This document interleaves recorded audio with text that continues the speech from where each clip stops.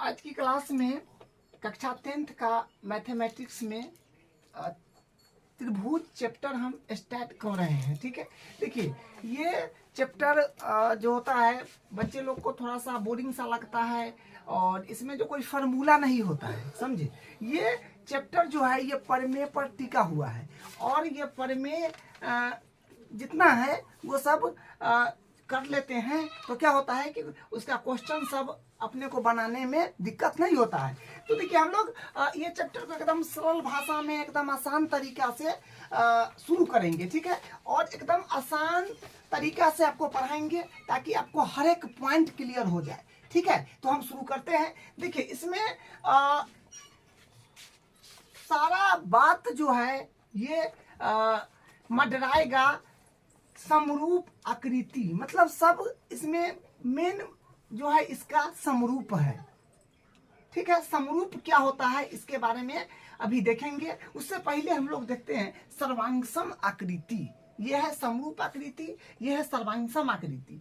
तो देखिए सर्वांगसम आकृति आप क्लास 9th में पढ़े हैं, जो बहुत अच्छे से पढ़े हैं। ठीक है, सर्वांगसम आकृति क्या होता है? समान आकार और समान अमाप। क्या समझे कि आकार समान होगा और अमाप जो होगा वो भी समान होगा। आकार का मतलब होता है शेप, अमाप का मतलब होता है साइज। साइज जानते हैं ना कि भाई छोटा साइज चाहिए, थोड़ा बड़ा चाहिए, और बड़ा चाहिए, मीडियम चाहिए, होता है उसको अमाप बोलते हैं हिंदी में, इंग्लिश में साइज बोलते हैं। आकार का मतलब होता है शेप। जैसे मान लीजिए कि ये वृत्त है तो सब छोट हो बड़ हो उससे मतलब नहीं है, लेकिन आकार क्या है? सब वृत्ते के आकार का ना है, सब क्या है वृत्त के आकार का है। छोटा हो, बड़ा हो और बड़ा हो, क्या है ये वृत्त के आकार का है। इसको हम लोग बोलते हैं शेप, आकार। किस आकार का है? तो वृत्त के आकार का है। ये किस आकार के है? तो वर्ग के आकार का है। किस आकार का है? तो वर्ग के आकार का है। यह किस आकार का है? तो त्रिभुज के आकार का है। त्रिभुज में कौन सा त्रिभुज? तो समकोण त्रिभुज। तो कौन त्रिभुज के आकार का है? समकोण त्रिभुज के आकार का है। ठीक है, तो आकार का मतलब समझ गए कि वही चीज जो है आपको बार बार बड़ा छोटा करके दिखे, वो आपका आकार होता है। मतलब उसी आकार में, वृत्त के आकार में है, ये क्या बोलते हैं वर्ग के आकार में है, त्रिभुज के आकार में है, तो ये आकार हो गया। छोटा है या बड़ा है उसका रोल नहीं है, आकार है। अमाप का मतलब होता है कि हाँ, अमाप में छोटा हो सकता है, बड़ा हो सकता है। जैसे यहाँ पर देखिए ये क्या है, आपको देखिए ये दिखिएगा तो ये थोड़ा बड़ा है इससे, ये है ना, ये दोनों की अगर तुलना करें तो इससे ये थोड़ा बड़ा है, ये थोड़ा छोटा है, और सबसे बड़ा ये है, और ये लगभग इसके बराबर आपको दिख रहा होगा, लगभग मान के चलिए है। उसी प्रकार ये और ये यहाँ पर देखिए बराबर दिख रहा होगा, और ये बिल्कुल किसी से मैच नहीं कर रहा है, ये बिल्कुल भी किसी से मैच नहीं कर रहा है। तो इसका क्या है? आकार जो है आकार कहते हैं, अमाप जो है साइज। साइज ये बता रहा है कि कौन बड़ है कौन छोट है। इसमें देखिए ये और ये जो है ये इतना में सबसे छोटा है, ये और थोड़ा बड़ है, और ये दोनों आपको देखने में क्या बराबर सा एक रंग लग रहा होगा, दोनों समान लग रहा हो लगभग। ठीक है, तो ये अमाप हुआ। ठीक है, तो हम लोग सर्वांगसम आकृति पहचानेंगे कैसे? देखिए जिसका समान आकार हो, समान शेप जो हो, समान हो, और साइज भी एकदम डिट्टू, एकदम बराबर हो। ठीक है, एकदम बराबर हो, छोट हो थोड़ा सा ना, थोड़ा सा बड़ हो। ठीक है, अगर देखिए इसको सबसे पहले हम नंबरिंग करते हैं। मान लीजिए ये 1 नंबर पर है,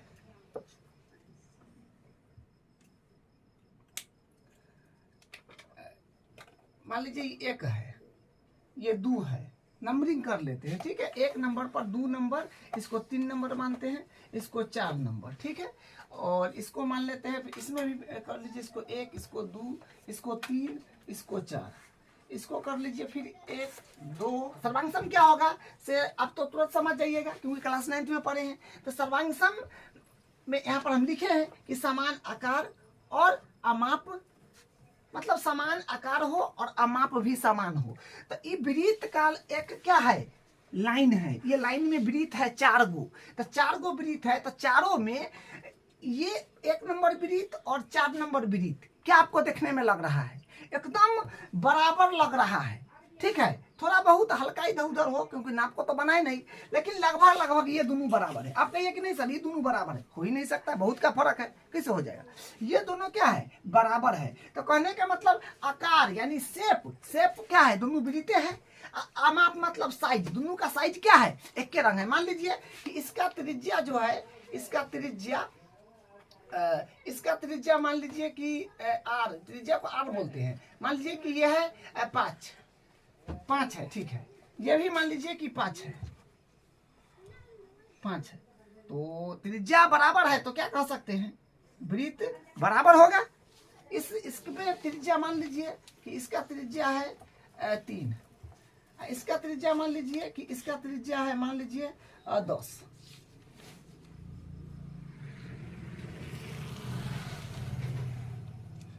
ये 10 है। तो ये दोनों का त्रिज्या क्या है? इसका और इसका त्रिज्या क्या है? बराबर है।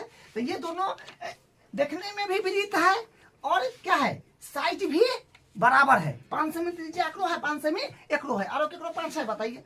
नहीं है। तो दोनों का त्रिज्या बराबर है और दोनों वृत्तें है। तो ये 1 नंबर आकृति, 1 नंबर हुआ आपका, और एक का नंबर है 4 नंबर। ये दोनों क्या हो गया? ये दोनों आपका क्या हो गया? ये सर्वांग सम हो गया। इसको क्या कहेंगे आप? सर्वांग सम, ठीक है। तो पहचानने में कोई दिक्कत नहीं हुआ। सर्वांग सम आप इजीली पहचान लीजिएगा। जिसका शेप क्या हो? शेप जो हो यानी आकार, और माप मतलब साइज। शेप वही, शेप का मतलब होता है कि अगर वृत्त देखने में लगे तो सब वृत्त ना है। आकार मत, साइज मतलब दोनों एक रंग साइज का हो। 5 सेमी त्रिज्या तो 5 सेमी त्रिज्या, तो ये क्या हुआ? सर्वांग सम हो गया। उसी प्रकार मान लीजिए कि ये इसकी भुजा है 7 सेमी, वर्ग की प्रत्येक भुजा बराबर होता है। इसका मान लीजिए कि 5 है, ये मान लीजिए 3 है, और ये मान लीजिए फिर 7 है।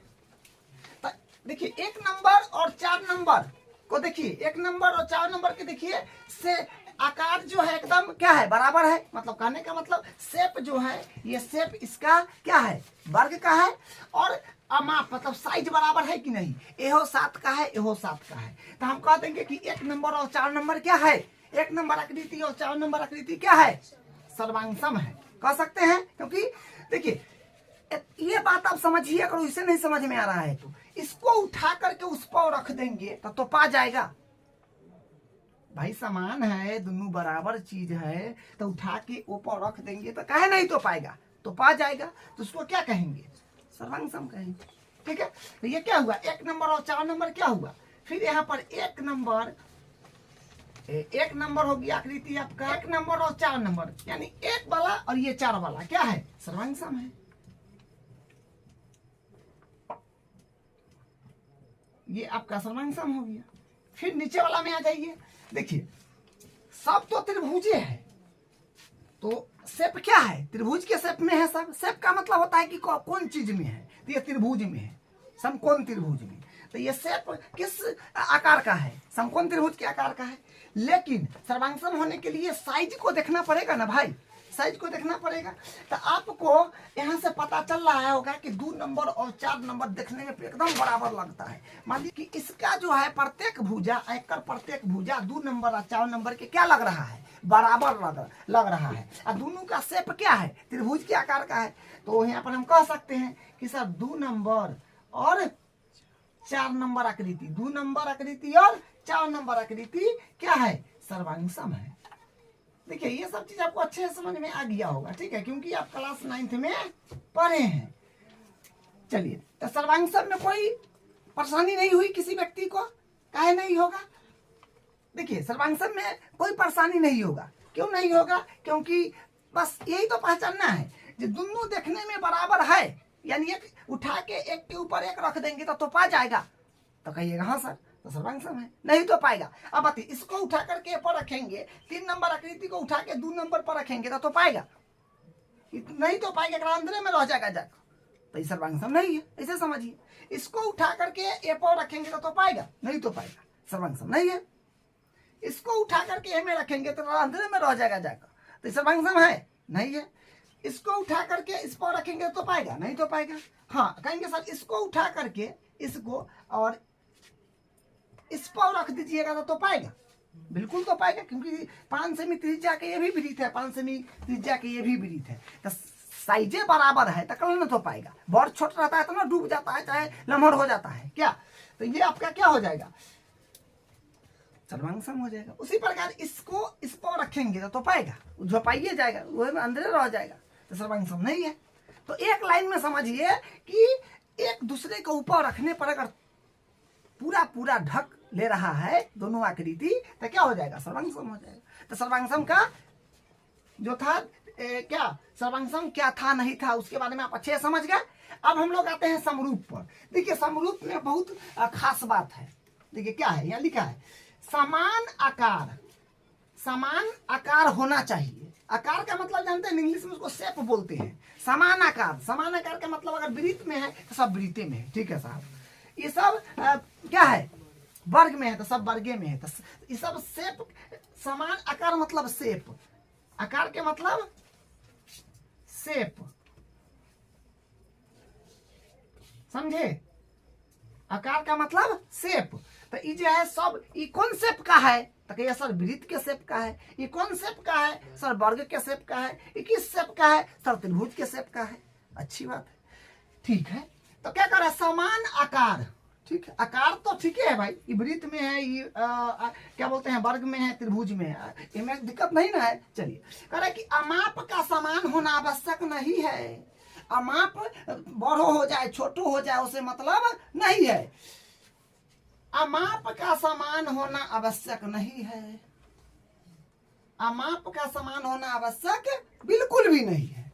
अब देखिए, अब हम कहेंगे कि सब के सब वृत्त समरूप है, बिल्कुल है, क्योंकि सफाई कह दिया है भैया कि अमाप को समान होने की जरूरी नहीं है। सपोज दैट आपको एक मान लीजिए आप मोबाइल में फोटो खींचे, उसको जूम आउट जूम इन करते हैं ना, जूम करते हैं, बड़ा करते हैं, छोटा करते हैं, तो आप ही है कि दोसर है से बताइए। बड़ा करके खींच लीजिए फोटो, चाहे छोटा करके खींच लीजिए, जो व्यक्ति है वही व्यक्ति न रहेगा, तो उसमें बड़ा छोटा का रोल नहीं होगा। किसमें, समरूप में, क्योंकि जे व्यक्ति है ओकर जूम करके 10 गो फोटो अगर हम निकाल लेंगे, कोनो बड़ कोनो छोट, कोनो बड़ कोनो छोट, कोई और बड़ कोई और छोट, तो उससे क्या होगा, वही व्यक्ति न रहेगा। तो उसमें क्या है, एक आकार का मतलब साइज का जो है, साइज का कोई रोल नहीं है, बड़ रहे चाहे छोट रहे, है वही व्यक्ति है ना भाई, 200, हाँ सर है, तो ठीक है, तो हो गया क्या, समरूप। सपोज दैट आपको एग्जांपल दिए थे, सेम उसी प्रकार यहाँ देख लीजिए, सब वृत्त ना है, छोट रहे, इतना गो रहे चाहे इतना गो रहे चाहे इतना गो रहे, भैया शेप कथी का है, वृत्त का। हम आपसे पूछेंगे कथी है, ये कथी है, वृत्त, तो भाई समरूप है। कहेंगे ये कथी है, वर्ग, कथी है, वर्ग, सब वर्ग है, सब क्या है, सभी वर्ग है, तो क्या होगा, समरूप होंगे। ये सब क्या है, सभी क्या है, त्रिभुज, क्या है, समकोण त्रिभुज है, ये सब क्या होगा, तो देखने में सब बराबर है तो क्या होगा, समरूप होगा। ये बात आपको ध्यान रखना है। तो देखने में खाली बराबर लगना चाहिए। अब कहेंगे कि ये दोनों के, अब हम कहेंगे देखने में बराबर है, ये दोनों के लिए ये समरूप होगा, ये क्या होगा भाई, ये त्रिभुज है, ये कहाँ दूसरे कुछ है, देखने ही में दोनों अलगे है, दुनिया बदलल है, तो ये समरूप हो सकता है, कभी नहीं हो सकता है। हम कहेंगे सब ये और ये समरूप है, बिल्कुल है, ये और ये सर्वांग सम है, बिल्कुल नहीं है, क्योंकि सर्वांग सम में एक लाइन याद रखिए कि एक के ऊपर एक रखेंगे तो पा जाना चाहिए, यहाँ तो पा रहा है, नहीं तो पा रहा है, क्या है, सर्वांग सम नहीं है। समरूप में क्या है, एक दूसरे के ऊपर रखे तो तोपे या ना तोपे समझना मतलब नहीं है, दोनों ओहने जाति का है, वह कैटेगरी से निकला हुआ है, सब वृत्ते के जाति न है, हाँ तो हो, बस इतना ही समझना था। तो अब हम यहाँ कह सकते हैं ना कि क्या है, एक नंबर आकृति अपने पास है, एक नंबर आकृति, 2 नंबर आकृति, 3 नंबर आकृति, 4 नंबर आकृति, 4 तक आकृति है एक लाइन में, जो वृत्त का है, क्या है, सभी क्या है, समरूप है। अब कोई दिक्कत है किसी को समझने में कहीं पर, देखिए आप हमेशा ध्यान से समझिए कोई भी चीज और सुनिए पूरा कान खोल के, है ना, आपको कहीं पर एडवांस मैथ में दिक्कत नहीं होने वाला है, क्योंकि इसमें जो है सब थोड़ा सा बुद्धि विवेक के काम होता है इसमें, ठीक है। और इसमें क्या है कि और ये सब चीज और आप पिछली कई क्लासों से पढ़ते आ रहे हैं, ठीक है, इसमें थोड़ा सा बदलाव होते जाता है जना जना क्लास बढ़ता है। ठीक है, तो 1 नंबर 2 नंबर 3 नंबर 4 नंबर समरूप है सर। इस सभी फिर यहाँ से यहाँ तक क्या है, इसमें भी 1 नंबर 2 नंबर 3 नंबर और 4 नंबर, ये क्या है सर, समरूप है, समरूप है। यहाँ पर क्या है, इसमें भी 1 नंबर 2 नंबर 3 नंबर 4 नंबर क्या है, समरूप है, समरूप। बस हो गया, कोई दिक्कत? तो अब क्या देखे सर्वांगसम में कि भाई सर्वांगसम में शेप और साइज दोनों बराबर होके चाहिए, शेप हो या साइज हो। ठीक है, समरूप में साइज का कोई मैटर नहीं होगा, साइज बढ़ रहे चाहे छोट रहे उससे कोई मतलब नहीं है, शेप बराबर होके चाहिए, तो उसको हम क्या कहेंगे, समरूप। जिसमें शेप बराबर होगा, साइज का कोई मैटर नहीं होगा, तो उसको हम लोग समरूप बोलेंगे। जिसमें शेप और साइज दोनों बराबर होगा तब वो सर्वांगसम होगा। आप समझ गए? ठीक है, अब देखिए हम यहाँ पर समकोण त्रिभुज है सब के सब, हम वैसा एग्जाम्पल यहाँ पर सब लिए हैं जो सब क्या है, सब क्या है, समरूप है। लेकिन समकोण त्रिभुज तो हम ऐसे भी बना सकते हैं, ऐसे भी तो हम बना सकते हैं। इसमें देखिए दूसरा ये ना मुँह कर मुँह खुलल है, कर ऊपर मुँह खुलल है, तो क्या होगा, लेकिन है कि ना समकोण है ना, है 90 डिग्री खुल रहा है, समकोण है। तो यहाँ पर हम वही एग्जाम्पल लिए हैं जो समरूप होगा। तो त्रिभुज में भी आपको क्वेश्चन कराएंगे तो और आपको क्लियर हो जाएगा कि त्रिभुज में सब त्रिभुज जो है समरूप नहीं होता है, क्योंकि इसको आप चेंजिंग कर सकते हैं। एक जो है समबाहु त्रिभुज, समबाहु त्रिभुज को आप कैसे बनाइए, क्योंकि उसका सभी भुजा क्या होता है, सभी भुजा उसका बराबर होता है। आप कन्या चेंज कीजिएगा, सेना बड़ा नहीं बताइए, कन्हू आप चेंज नहीं कर सकते हैं। ये दुनिया के सभी समबाहु त्रिभुज क्या होता है, समरूप होता है। समबाहु त्रिभुज सदैव समरूप होते हैं, और कोई भी त्रिभुज आप ले लीजिए समरूप नहीं होगा। ठीक है, ये ऑब्जेक्टिव में भी है, उस समय भी आपको बनाना है, तो ये बात है। हाँ, एक और बात आप देख लीजिए, जो हम लिख देते हैं यहाँ पर लिख देते हैं, या नोट करके आप लिख लीजिए, नोट लगा के, ये इंपॉर्टेंट बात है। देखिए ध्यान रखिएगा, सभी सर्वांगसम आकृति, सभी सर्वांगसम आकृति समरूप कहलाएगा। सभी सर्वांगसम आकृति क्या होगा, समरूप कहलाएगा। जैसे ये दोनों जो है ये क्या है, क्योंकि इसका शेप बराबर है, साइज भी बराबर है दोनों के, यहाँ लिखे हैं 1 नंबर और 4 नंबर क्या है, सर्वांगसम है। तो सर्वांगसम है तो ये समरूप होगा कि नहीं से बताइए, समरूप तो ये सभ्य है, ये स्पेशल केस है 1 नंबर और 4 नंबर, तो ये सर्वांगसम है, तो यहो तो समरूप के केस में आ गया क्या। तो सभी सर्वांगसम आकृति जो होता है वो समरूप होता है, लेकिन सभी समरूप सर्वांगसम हो सकता है, कभी भी नहीं हो सकता है, क्योंकि आप ये दोनों के लीजिएगा, ये दोनों के तैयो क्या है, समरूप है, लेकिन ये दोनों के लीजिएगा तो सर्वांगसम होगा नहीं होगा, क्योंकि एक साइज छोट है, साइज भी में बराबर होना चाहिए और शेप भी बराबर होना चाहिए, और में खाली समान क्या चाहिए, समान आकार सिर्फ चाहिए, शेप समान चाहिए। तो ये बात हम लिख देते हैं, ये बात हम जान गए ना कि सभी सर्वांगसम आकृति समरूप नहीं हो सकता है, सभी सर्वांगसम आकृति समरूप होगा, माने सभी सर्वांगसम आकृति समरूप होगा, लेकिन सभी समरूप सर्वांगसम नहीं होगा। कोई कोई केस में हो सकता है लेकिन नहीं होगा। ठीक है, तो लिखेंगे नहीं होते हैं। तो आप देख लिए कि सभी सर्वांगसम आकृति सदैव समरूप होते हैं, लेकिन सभी समरूप आकृति सर्वांगसम नहीं होते हैं।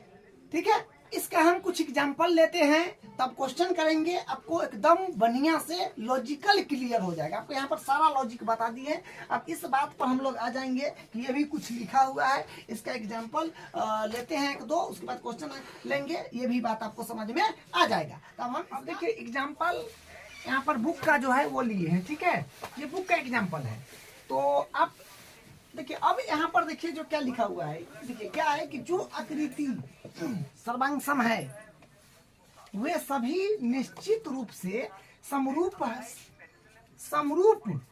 भी होंगे, लेकिन जो आकृति समरूप दी हुई है वह आवश्यक नहीं है कि सर्वांगसम भी है। ये तो पता है आपको। देखिए यहाँ देखिए, ये इसका समरूप का प्रॉपर डिफिनीशन है। क्या है देखिए, भुजाओं की समान संख्या वाले दो बहुभुज समरूप होते हैं यदि उनके सभी संगत कोण बराबर हो। दूसरा में उनकी सभी संगत भुजाएं एक ही अनुपात यानी समानुपाती में हो। देखिए इसका क्या कहने का मतलब है, क्या बोला कि भुजाओं की समान संख्या वाले दो बहुभुज, मतलब समान संख्या वाला दो बहुभुज। बहुभुज का मतलब होता है दो से अधिक, जितने भी भुजा हो, 4 5 6 7 चतुर्भुज, पंचभुज, षष्ठभुज, अष्टभुज, जो भी हो, लेकिन भुजाओं की संख्या समान हो, वो समरूप होंगे। कब? जब उसके सभी संगत कोण बराबर होगा। संगत कोण का मतलब हुआ कि इस ई कोण जो है एक संगत कोण होगा, ई फिगर में ई होगा, ई कोण है एक संगत ई हुआ, ई कोण है एक संगत ई हुआ। दो आकृति में संगत का मतलब क्या होता है, जहां पर वो बात हो रहा है वहीं पर दूसरा आकृति में पहुंचना है आपको। जैसे यहाँ पर ये है तो यहाँ पर ये हो जाएगा, ठीक है। तो संगत का मतलब होता है कि उसका एकदम संगत होना चाहिए। वही बोला है कि उनके सभी संगत कोण बराबर हो, सभी संगत कोण बराबर हो जाना चाहिए। दूसरा बात, उनकी सभी संगत भुजा एक ही अनुपात में यानी समानुपाती होना चाहिए। अनुपात का मतलब नहीं समझे। जैसे देखिए हम लोग क्या करते हैं, जैसे यहाँ 5 अनुपात मान लीजिए है 6, तो इसको हम क्या कहते हैं 5/6 लिखते हैं कि नहीं। 5/6 है तो क्या कहते हैं 5/6, चाहे 5/6 है तो 5/6, ठीक है। तो अब इसको आपको चेक करके बताते हैं कि ये बहुभुज अपने पास समरूप है कि नहीं। तो समरूप होने के लिए दो कंडीशन आपको बताए कि उनके संगत कोण बराबर है कि नहीं। पहला नंबर चेक कर लीजिए। पहला बात चेक करेंगे कि संगत कोण बराबर है कि नहीं। देखिए कोण ए से स्टार्ट कर रहे हैं। देखिए कोण ए पर है 105, तो एक कोण ए यहाँ है, मतलब इसका कोण ये ए नंबर 105 है, तो ए में ये कौन होगा, इसका इसके संगत इसमें ये होगा। तो यहाँ पर 105 है तो यहाँ पर 105 है, यहाँ पर 105 है तो यहाँ पर 105 है। तो हम कहेंगे कौन ए जो है ये बराबर है कौन पी का, संगत कौन बराबर है। फिर इसका संगत देखिए बी, तो ये इस फिगर में बी बी के संगत इस फिगर में क्या होगा, क्यू होगा। तो यहाँ पर 100 तो यहाँ पर भी 100 है कि नहीं। तो कौन बी किसके बराबर है, कौन क्यू के। यहाँ पर देखिए कौन सी यहाँ पर किसके बराबर होगा, कौन आर के। कौन सी पर 70 है, यहाँ पर 70 है, तो सी के संगत कौन क्या है, कौन आर है। यहाँ पर क्या कहेंगे, कौन सी बराबर है कौन आर का। यहाँ पर देखिए कौन डी पर है 85, तो कौन डी के संगत यहाँ पर कौन ऐसा है, तो यहाँ पर भी 85 है, यहाँ पर भी 85, यहाँ पर भी 85। दोनों कौन क्या है, दोनों का संगत कौन बराबर है। तो कौन डी का संगत कौन ऐसा है जो क्या है, बराबर है। तो पहला नियम गत कोण यहाँ पर देख लिए बराबर है कि नहीं, है ना, सब बराबर था। दूसरा का काम क्या करेंगे, उनकी संगत भुजा समानुपाती यानी एक ही अनुपात में है कि नहीं चेक करेंगे। चलिए तो संगत भुजा चेक कीजिए। हम चेक करते ए बी भुजा से स्टार्ट करते हैं। तो ए बी के संगत में कौन हो जाएगा, पी क्यू। तो क्या होगा, ए बी बट्टा पी क्यू। अनुपात के मतलब बट्टा, अनुपात मतलब बट्टा, बट्टा मतलब अनुपात। ए बी का संग ए बी क्या, ए बी यहाँ पर ही भुजा, इसका संगत कौन होगा, पी क्यू। तो ए बी बट्टा पी क्यू। तो ए बी कहते हैं 1.5, पी क्यू कहते हैं 3.0।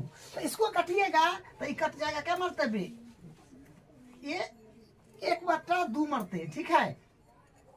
फिर इसको आप करिएगा, इसको क्या, हाँ अब बीसी भुजा के संगत फिर क्या हो जाएगा, क्यू आर। तो बीसी बट्टा क्यू आर बराबर। तो बीसी कितना है, बीसी अपने पास है 2.5, बीसी अपने पास 2.5 है, और क्यू आर कितना है 5.0 है। तो ये कटेगा 25 दूनी 50 यानी 1 यानी 2.5 दूनी 5, तो 1/2 आ गया। फिर लेंगे इसके संगत इसके साथ, इसके संगत इसके साथ। ऐसा मत कीजिएगा कि ई भुजा के संगत ई ले लीजिएगा, गड़बड़े हो जाएगा। ई भुजा के संगत ई ले लीजिएगा, ऐसा थोड़े होता है, संगत होना चाहिए। कोनों के कोनों नहीं ले सकते हैं, जैसे कोने हुआ तो ये 100 ले लिया, फिर यहाँ वाला ले लिया, तो संगत नहीं ना हुआ, तो संगत नहीं होगा तो बराबर भी नहीं होगा, कि इसलिए संगत ही लेना है। बोला है ना कि संगत, उनकी संगत भुजाएं समानुपाती। संगत का मतलब आमने सामने एकदम। चलिए तो दो चेक कर लिया, अभी कर लिए। डीसी बट्टा डीसी भुजा किसके संगत है? आर एस के, तो आर एस। तो डीसी कितना है? डीसी अपने पास है 2.4, आर एस कितना है अपने पास में 4.8, इकट्ठिएगा तो 1/2 आएगा। ठीक है, अब एक भुजा और बच गया है जो है एडी। एडी के संगत कौन है? पीएस, तो पीएस हो जाएगा। तो देखिए एडी कितना है अपने पास में? एडी अपने पास में 2.1, पीएस अपने पास में है 4.2, 21 दूनी 42, ये दशमलव।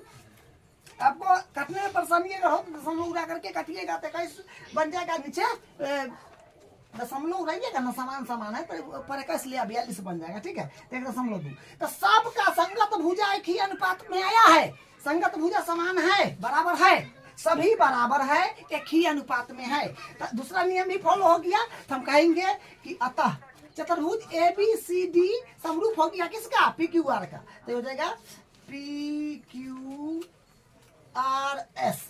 ठीक है, तो ये ए बी सी डी समरूप हो गया पी क्यू आर का। ठीक है, समरूप का चिन्ह ऐसे होता है, आपको बताएं, इसे इस तरह से, मतलब ऐसे लिखिए, ऐसे लिखा होता है ऐसे। ठीक है, इस तरह से समरूप का चिन्ह होता है। सर्वांगसम में आप पढ़े हैं कि ऐसे करके ऐसे करते हैं, तो ये सर्वांगसम हो गया, लेकिन अपने समरूप का बात कर रहे हैं। चलिए, तो ये हो गया, तो ये जांच कर लिए हैं उदाहरण नंबर 1 को, ये समरूप है। ठीक है, अब इसमें आ जाइए, इसको देखते हैं।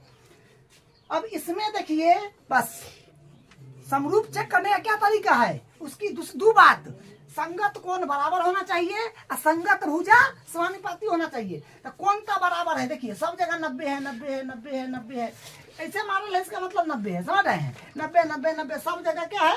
90 है। तो कौन सा बराबर हो गया? पहला नियम फॉलो हो गया। दूसरा नियम कहता है कि भाई उनकी संगत भुजा बराबर होना चाहिए, जितना संगत भुजा एक ही अनुपात में होना चाहिए, यानी समानुपाती। 3 है तो एक ही है, 3 है। ठीक है, ये 3 है तो ये 3.5 है, यहाँ पर ये 3 है तो ये 3 है, ये 3 है तो ये 3.5 है। तो कहने का मतलब देखिए कौन जो है यहाँ पर बराबर है, कौन इसमें कौन, देखिए संगत कौन लीजिए ना, कौन ए जो है ये बराबर है कौन पी के, कौन बी जो है ये बराबर है कौन क्यू के। सब में 90 है ना, सब में देख रहे हैं 90 का लाइन मारल है। और इसमें देखिए फिर कौन सी जो है, कौन सी ये बराबर है कौन आर का, फिर कौन डी जो है ये कौन बराबर ए डी, ये संगत कौन इसका कौन है? एस, एस के बराबर है। संगत कौन बराबर है, भुजा भी समानुपाती है। अब देख लीजिए भुजा समानुपाती नहीं है, सॉरी, देखिए संगत कोण इसमें बराबर है, इसमें जो संगत कोण जो है बराबर है, अब भुजा समानुपाती नहीं है, क्योंकि देखिए यहाँ पर 3 है, यहाँ पर 3.5 है, तो जोड़ हो गया ना, कैसे होगा? यहाँ पर 3 है, यहाँ पर 3 है, यहाँ पर 3 है, यहाँ पर 3 है, यहाँ पर 3 है, यहाँ पर 3.5 है। तो इसमें देखिए कौन बराबर है? भुजा समानुपाती नहीं है, क्योंकि सर्वांगसम नहीं हुआ। लिखेंगे कि ये सर्वांगसम नहीं है,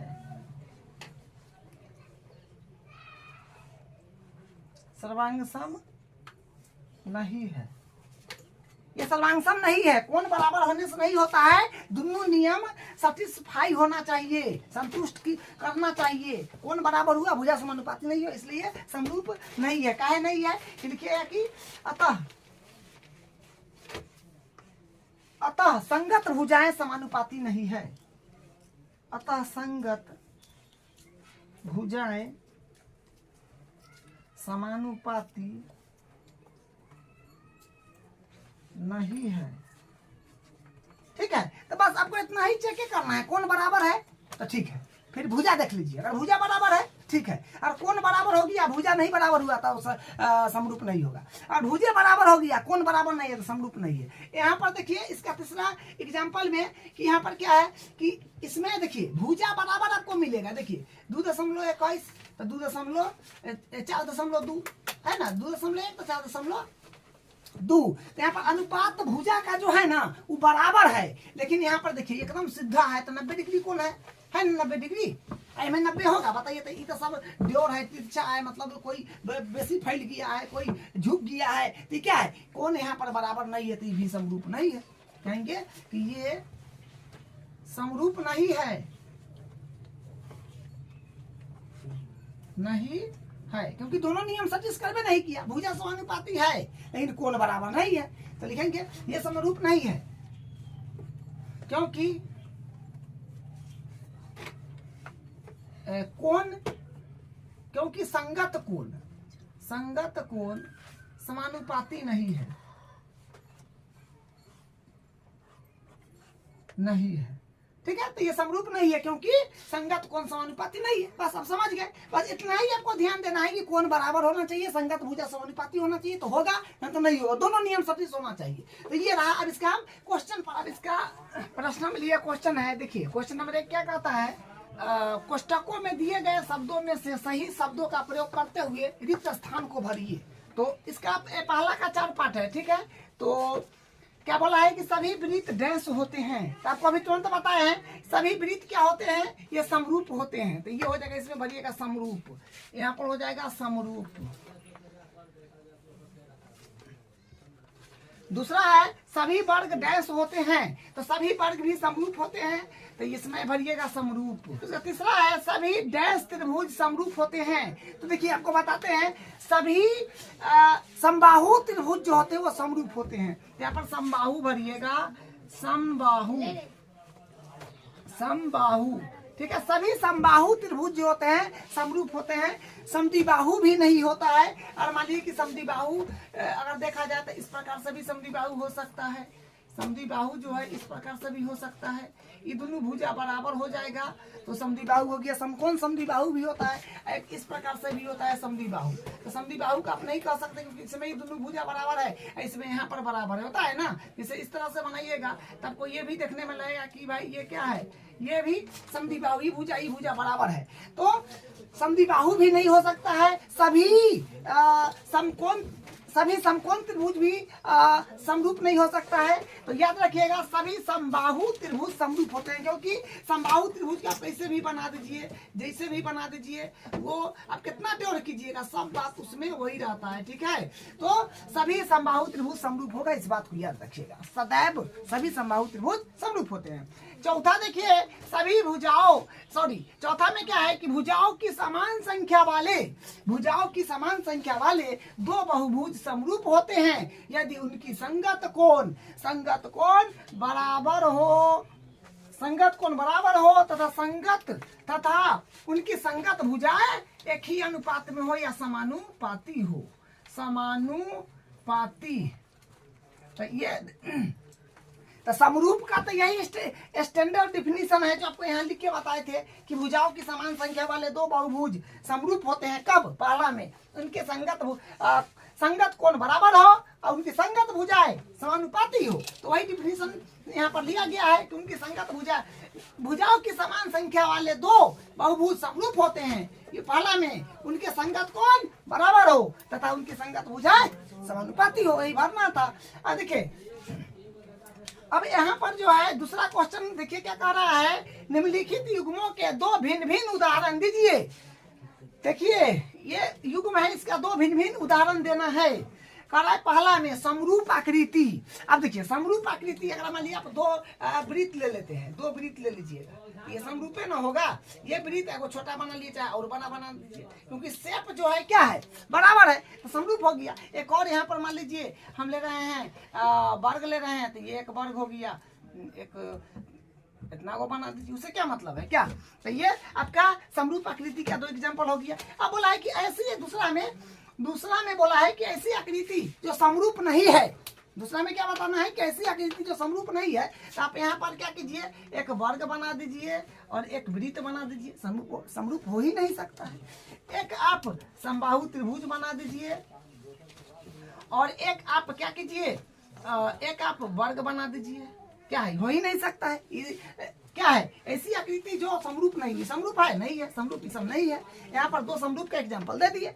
अब तीसरा क्वेश्चन देखिए, इसका तीसरा क्वेश्चन क्या कहता है, बताइए कि निम्नलिखित चतुर्भुज समरूप है या नहीं।